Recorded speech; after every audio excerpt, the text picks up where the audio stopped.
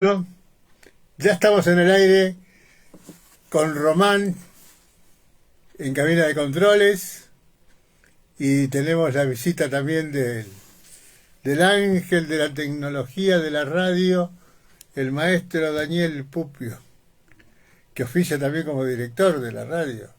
¿Cómo estás, Daniel? Bueno, los saludo a ellos y saludo a toda la audiencia. Esta audiencia que ha estado un poco asustada por estos nubarrones y estas gotas, porque realmente lo que ha pasado en la zona de Bahía Blanca nos ha dejado traumatizado a todos. Bueno, vamos a empezar nuestro programa y como siempre hacemos esta invocación al Espíritu Santo, poniéndonos en la presencia de Dios en el nombre del Padre, del Hijo y del Espíritu Santo. Amén. Ven, Espíritu Santo, llena los corazones de tus fieles y enciende en ellos el fuego de tu amor. Envía tu Espíritu para darnos nueva vida y renovarás la faz de la tierra. Padre Dios, que iluminaste los corazones de tus fieles con las luces del Espíritu Santo, danos gustar de todo lo recto según el mismo Espíritu y gozar para siempre de su consuelo. Por Cristo nuestro Señor. Amén. María, Madre de la Iglesia, ruega por nosotros. San Pablo Apóstol, ruega por nosotros.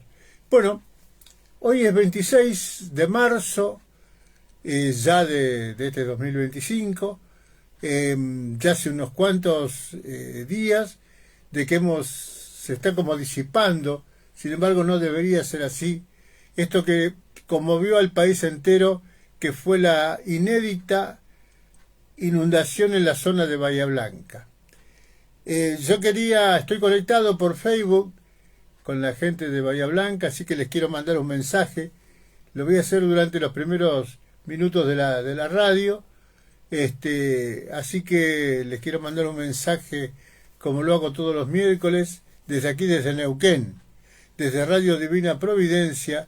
Nos solidarizamos con todas estas personas, especialmente con la gente de Ingeniero Guay, donde tenemos vínculos con Daniel Pupio, que vivió en Guaite, ¿no? Y yo, que nací en Ingeniero Guaite. Yo nací en Ingeniero Guaite y esta rareza de mi nacimiento en Guaite, porque todo el mundo me pregunta lo mismo. ¿Cómo es que siendo tercera generación de neuquino naciste en Ingeniero Guay? Y siempre le arrimo alguna explicación a alguno para sacarlo de duda. ¿No? Lo que sucedió en aquella fecha, así, de pasada, fue que cuando yo nací allá por el año 1948, mi padre trabajaba en el ejército argentino y en consecuencia de eso vivíamos en una casa militar. Yo soy el mayor, así que vivía mi padre, mi madre y yo en el vientre de mi madre, en una casa del ejército. Cuando mi madre estaba transitando ya el último tramo del embarazo, se empezó a complicar la gestación, de manera de que el jefe de mi padre le aconsejó irnos a Bahía Blanca, porque dice, si aquí se llega a complicar, en Neuquén no tenemos nada, ¿no? En aquella fecha no había forma de hacer una cesárea, no sé. Era tremendo que llegara a ocurrir algo accidentalmente. De manera que ya creo que no sé si en el 8º mes, nos pusieron en un tren, en un camarote, y nos enviaron a Bahía Blanca, donde nací yo. Y como mis abuelos maternos estaban residiendo también por razones laborales en la localidad de Ingeniero Guay, cuando mi madre le dieron de alta en el hospital, ya fuimos a Ingeniero Guay. Y ya nos quedamos ahí con los abuelos. Y en consecuencia de eso, mi padre, que se había incorporado con su trabajo al 5º Cuerpo de Ejército, que estaba en Bahía Blanca, seguimos allá y ya después nos quedamos. Después nos quedamos y viví una temporada, así que yo me crié en esa zona de Ingeniero Guay. Por eso estoy muy consternado y muy dolorido por lo que le ha pasado a Ingeniero Guay, porque yo lo conozco de palmo a palmo. Ingeniero Guay. No era un rincón de Ingeniero Guay donde yo no he andado metido. Y me duele mucho todo esto que ha ocurrido porque tengo una idea bastante acabada de cuáles son aquellos elementos que hicieron de tapón para que el agua no se fuera y produjera las inundaciones que produjo, porque antes era una zona de libre escurrimiento hacia el mar.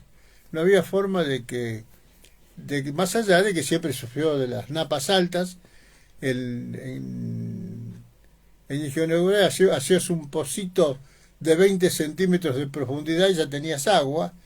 Me acuerdo detrás de la cancha de Comercial, era aguas eternas. Había, no sé, pero varias hectáreas de aguas eternas, que a la noche era un popurrí de sapos que a veces no se podía hablar, porque era tanto el ruido que había en esa zona que no se podía hablar de la cantidad de sapos. Y también por el lado de las colonias de los ferroviarios, también ahí en la calle Avenente, casi al fondo, también detrás había unos baldíos que eran aguas eternas. Pero eso no era por falta de escurrimiento, sino eran porque las napas estaban muy altas. Y entonces el agua siempre estaba ahí a flor. Terrenos bajos, siempre había agua, pero no tenía posibilidades de inundación. ¿Por qué? Porque el agua escurría hacia el mar, que estaba cerquita. Después empezaron a venir las obras. Estas obras impensadas, obras porque las hacen nomás sin pensar qué va a pasar en un futuro. Así que primero empezaron por el Tajamar famoso, que es un camino de asfalto, que es la ruta de los camiones, que vienen en palma con la ruta 3. Bueno, eso hizo de Tajamar, es como si fuera la ruta 22 acá en Neuquén. El agua que pasaba por ahí ya no pasa más. Después estaba la usina nueva, la usina térmica que hicieron, que reemplazó a la anterior, que era hidroeléctrica. La usina nueva también hizo de tapón. Después las obras que vinieron en el puerto, de las compañías cerealeras, cada una hizo lo suyo ahí, y se fueron tapando los drenajes. Y para rematarla, ya llegando para el lado de la zona de Puerto Galván, que está vecino ahí de Puerto Ingeniero Guay, empezaron con la famosa petroquímica, el polo petroquímico, aquí ahora Fertineu, que se iba a hacer en Cutralcó, se terminó haciendo en Bahía Blanca, y de ahí una industria atrás de la otra, hasta que toda esa playa, que aparte de eso era la playa turística del lugar, una playa que hemos disfrutado de chicos tremendamente, terminó siendo un lugar de industrias petroquímicas que no solamente contaminó toda la ría, arruinando permanentemente una industria pesquera pero extraordinaria que había en la zona, porque Ingeniero Guay es un puerto de pescadores, más allá de que es un puerto de ultramar, de cargas, de frutas, de frutos del país. Por ahí siempre salió la manzana, ¿no? Todo lo del valle, manzana, la pera, la uva, todo lo que se producía acá en el valle, salía por Puerto Ingeniero Guay hacia los destinos extranjeros. Uno de los clientes que había en el extranjero era la gente de Rotterdam, de Holanda, de Alemania, y se iban los barcos cargados con fruta, con madera también, con carnes, de Ingeniero Guay. Bueno, digamos que allí se desarrolló una industria pesquera por la inmigración italiana, porque después de la Segunda Guerra Mundial hubo una gran inmigración de gente que venía de la isla de Ponza, de Italia, que la isla de Ponza fue la primera isla atacada por los alemanes en Italia, que prácticamente la diezmó.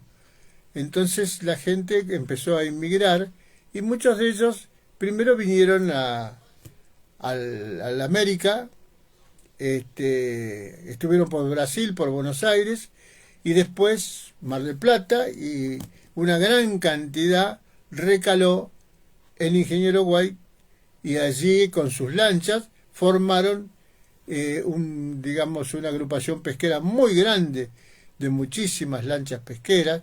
Inclusive estaba la asociación pesquera, que tenía su salón, tenían sus oficinas, tenían una organización muy grande, y de ahí mandaban pescados para distintos lugares, inclusive para Buenos Aires, que salían en vagones especiales, que llegaba el vagón, entraba al puerto, los cargaban ahí con hielo, que en aquella fecha era lo que había para enfriar, y trabajaba muchísimo. Pero era una industria que le dio primero un auge, un desarrollo económico a la localidad muy grande, y después muchas familias vivían de eso, ¿no? Mucha gente. ¿Qué pasa? Ocurre de que cuando vino la famosa petroquímica, contaminaron toda la ría y empezaron a aparecer los pescados con deformaciones. Por ejemplo, un pescado con 3 ojos, 2 cabezas. Y así fue como ya no se podía inclusive pescar, porque aparecieron determinados efectos contaminantes en los pescados, como podría ser como mercurio, tenían mercurio los pescados. Bueno, y ya era prácticamente imposible consumir peces de la ría de Ingeniero Guay, así que desapareció totalmente. Hoy en día quedaron algunos, pero que tienen que irse muy lejos con sus lanchas para poder pescar, y vuelven y ya no es redituable como antes, sino que ya algunos que lo hacen de puro patriotas y por guardar un poco el folclore de la época, ¿no?